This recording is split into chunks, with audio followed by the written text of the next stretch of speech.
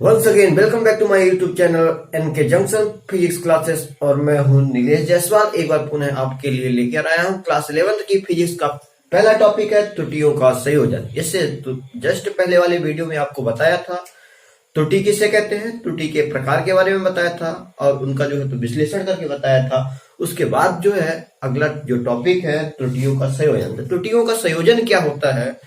जब हम एक से अधिक बार कई बार जब त्रुटियां होती है तो उसको हम किस किस रूप में इकट्ठा कर सकते हैं, उसको बोलते हैं त्रुटियों का संयोजन। उसमें क्या होती है, जो भौतिक राशियां होती है, एक से अधिक भौतिक राशियां जो होती हैं वो दूसरी भौतिक राशियों पे मतलब डिपेंड होती हैं, इसलिए उनको जो है तो संयोजन करना, इकट्ठा करना आवश्यक होता है। तो उनको इकट्ठा करने के लिए ये जो निम्नलिखित 4 से 5 विधियां हैं, इन विधियों के द्वारा जो है तो हम उनको इकट्ठा करके उसमें सही रूप जो है तो निर्धारित करके उसका मान हम निकालते हैं। जैसे मैं मान लिया कि त्रुटि का संयोजन क्या है, जैसे पहले ले लेते हैं क्षेत्रफल। तो क्षेत्रफल बराबर क्या होता है, लंबाई गुणे चौड़ाई। तो ये जो क्षेत्रफल है ये दो राशियों पे डिपेंड कर रहा है, लंबाई और चौड़ाई पर। तो यहाँ पर लंबाई का हम जो है तो संयोजन अलग, यानी लंबाई की जो त्रुटि है वो अलग और चौड़ाई की त्रुटि जो है तो अलग। इन दोनों राशियों पर डिपेंड कर रहा है क्या, क्षेत्रफल। इसलिए इन दोनों को संयोजित करने का जो विधि है वो किसी न किसी माध्यम से जो है तो हम हल करेंगे। तो इस प्रकार का जो विधि को हल करने का तरीका है उसे बोलते हैं त्रुटियों का संयोजन। जैसे बोलते हैं घनत्व, किसी पदार्थ का घनत्व क्या होता है, द्रव्यमान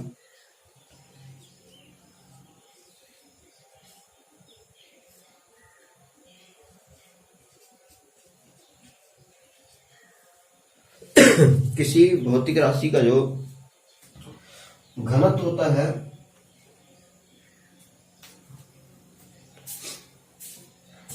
पहला था क्षेत्रफल, दूसरा है घनत्व। अब जैसे एक दूसरी भौतिक राशि ले ले, क्या घनत्व। घनत्व किसमें डिपेंड कर रहा है, द्रव्यमान और आयतन में। तो द्रव्यमान और आयतन दोनों में ये डिपेंड करेगा, तब जाके घनत्व की त्रुटि जो है तो कंफर्म होगी। इसलिए द्रव्यमान का त्रुटि अलग और घनत्व का, आयतन का त्रुटि जो है तो अलग निकालना पड़ेगा।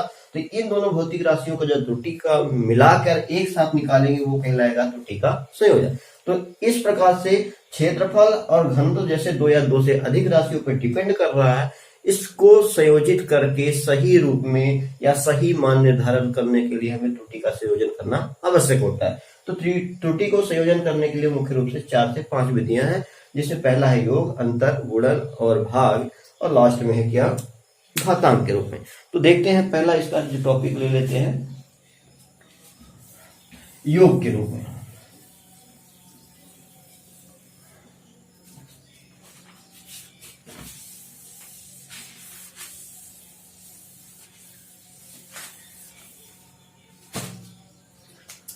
तो जो पहला है योग में, अगर कोई दो मूल राशि क्या ले लिए, ए और बी, अगर उसको हम ऐसा लिख सकते हैं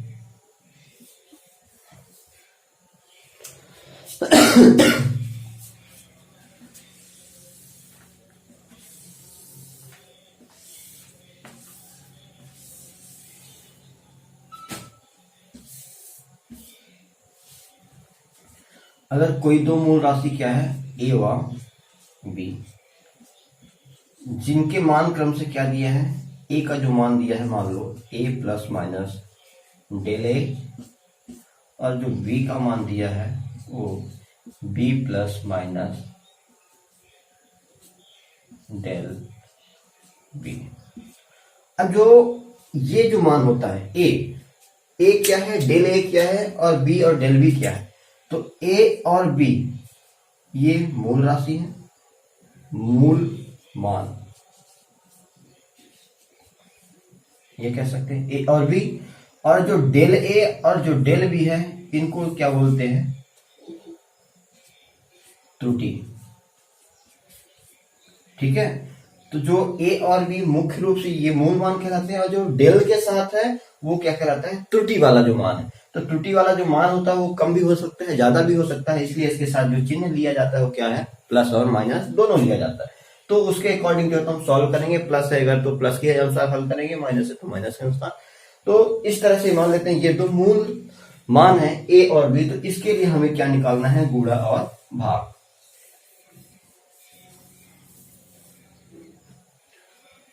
तो पहला ले लेते हैं योग में, है ना। तो इन दोनों का हम क्या निकालते हैं, योग में निकालेंगे। तो योग में निकालने के लिए क्या होगा, इसकी वैल्यू क्या आ जाएगी, ध्यान से समझिएगा, ए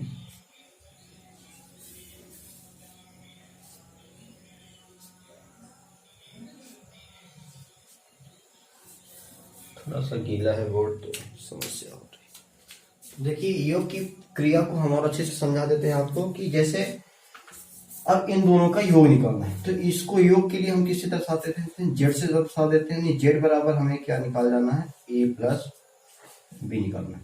तो ये जो वैल्यू है ए की है और ये वाली वैल्यू क्या है, बी की है। तो जेड के लिए क्या हो जाएगा, इसका जो मान है ए के लिए a plus minus del A plus ये हो गया, बी की वैल्यू रख देते हैं b plus minus del b, ये हो गया। अब इन दोनों को योग करते हैं। तो पहले क्या करते हैं, इसको खोल देते हैं, तो ये हो जाएगा A plus minus del A plus B plus minus del B. अब इसको मूल मान को मूल मान के साथ रख देते हैं, ये मूल मान हो गया और ये वाला कौन सा मान हो गया, त्रुटि वाला मान हो गया। ठीक है, तो इसको हम मूल मान को मूल मान के साथ जोड़ देते हैं, ए प्लस बी, ये हो गया मूल मान को मूल मान के साथ। अब ये दूसरा क्या है, प्लस माइनस डेल ए, ये दूसरा मान है प्लस माइनस डेल ए, फिर इसको भी जोड़ रहे हैं प्लस के साथ, और दूसरा मान क्या है, प्लस माइनस डेल बी। ये ऐसा व्यक्त कर देते हैं। फिर ए प्लस बी, अब प्लस माइनस दोनों में है, तो इसको हम कॉमन कर लेते हैं। तो अंदर क्या बचेगा, del A plus del B. तो इस तरह से ये z बराबर किसके लिए मान आ गया है, सम करने के लिए। योग में अगर दो ऐसी मूल राशियां दी हैं, अब उन दोनों को अगर योग के द्वारा संयोजन करना है, तो उसका सूत्र बन जाएगा कि z बराबर A plus B plus minus del A plus del B. अब इसी तरह से निकालेंगे अंतर के लिए, सेम फॉर्मूला रहेगा, केवल चेंज क्या हो जाएगा, यहाँ पे हम क्या लगा देंगे, माइनस लगा देंगे। तो माइनस लगा के हल कर देते हैं, उसको हम किस में लिख देते हैं, अंतर में।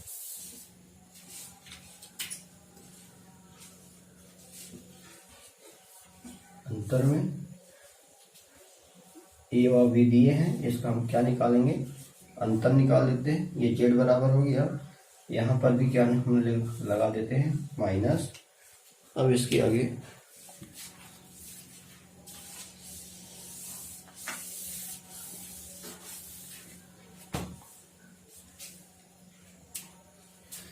देखते हैं, जब माइनस लगा देंगे तो क्या कैसे हल हो जाएगा। ये जेड बराबर पुनः उसी तरह कार्य करेंगे, ए plus minus del A, minus का अंदर अगर गुणा कर देते हैं तो माइनस बी, ये वाला चिन्ह हो जाएगा माइनस में आ जाएगा, और नीचे वाली चिन्ह क्या हो जाएगा, माइनस का प्लस हुआ तो माइनस, और ये वाला क्या होगा प्लस, और ये क्या हो जाएगा डेल बी। अब इसको हम फिर से क्या करेंगे, मूल राशि को मूल राशि से, मूल मान को और त्रुटि वाले मान को त्रुटि के साथ रखेंगे। तो इसको जब खोल दिए हैं तो माइनस करेंगे, तो मूल राशि को मूल राशि के साथ रख देते हैं, ए माइनस बी हो जाएगा।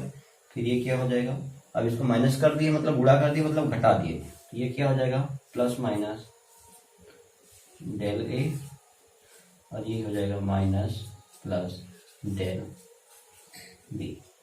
तो ये आ गया किसके लिए सूत्र, जब हम क्या करेंगे, अंतर निकालेंगे, तो अंतर के लिए ये सूत्र मिल जाएगा हमें, A minus B plus minus del A minus plus B minus plus del B. तो ये हो गया अंतर के लिए। अब तीसरा आता है गुणन में।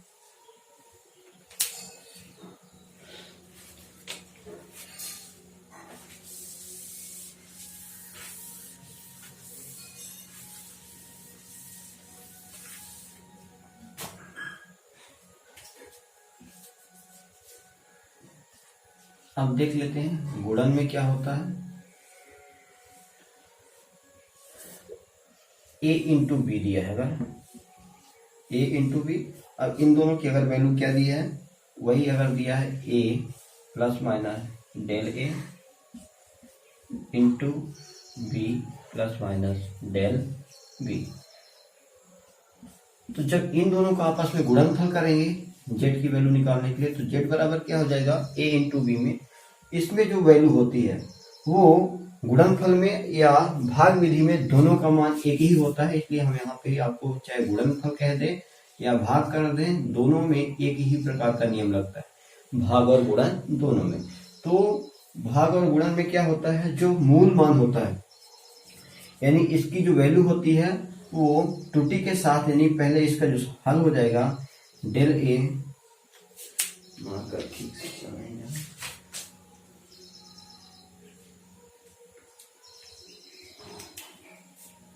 ये कह सकते हैं कि जो त्रुटि होगी तो उसको त्रुटि के साथ यानी डेल ए अपान ए ये हो जाएगा प्लस डेल बी अपान बी।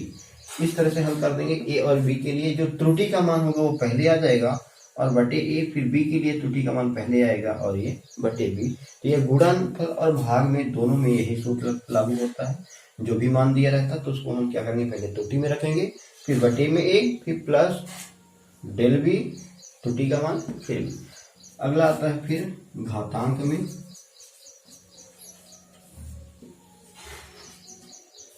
जब घातांक के रूप में कोई वैल्यू रहती है, जैसे मान लेते हैं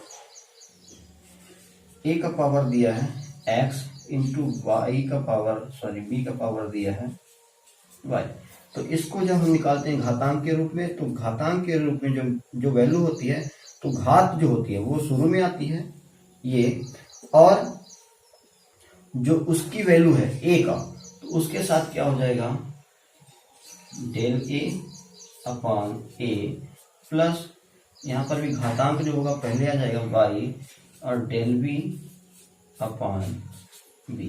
ये हो जाता है घातांक नियम से, यानी जो घात होगी वो पहले आ जाएगी, फिर उसके लिए a का जो है त्रुटि के साथ मान बटे मूल मान प्लस घातांक पुनः फिर से, और फिर b का त्रुटि और उसका मूल मान। तो ये हो गया योग में, अंतर में, गुणन में और भाग और घातांक के रूप में इसका संयोजन। अब इससे संबंधित न्यूमेरिकल जो क्वेश्चन है वो अगले वीडियो में देखेंगे। तब तक के लिए आप इसको पढ़ लीजिएगा और देख लीजिएगा, फिर अगले वीडियो में आपको और अच्छे से इसका जो है तो आंकिक रूप जो है तो प्रश्न हल करवाएंगे।